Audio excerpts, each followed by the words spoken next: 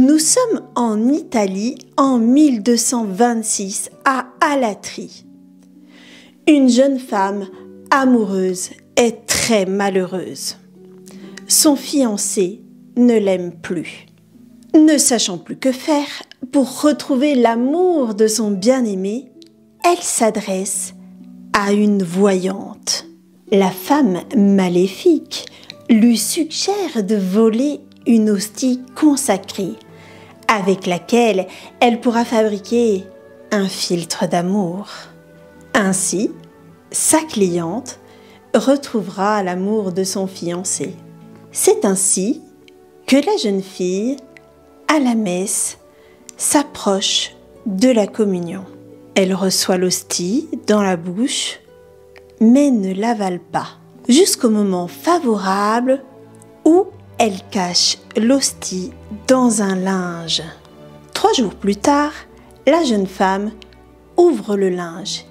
Et que voit-elle? Elle découvre avec frayeur que l'hostie qu'elle a reçue en forme de pain s'est transformée en chair sanglante. La femme et la voyante vont en informer le prêtre. Le miracle remonte jusqu'au pape Grégoire IX qui publie une bulle le 13 mars 1228 en réponse à l'évêque d'Alatri qui lui demande conseil au sujet de la punition à infliger aux 2 femmes. Nous ordonnons que la peine infligée à la jeune fille soit plus légère, car nous estimons que son action malfaisante a été effectuée par plus de faiblesse que par méchanceté.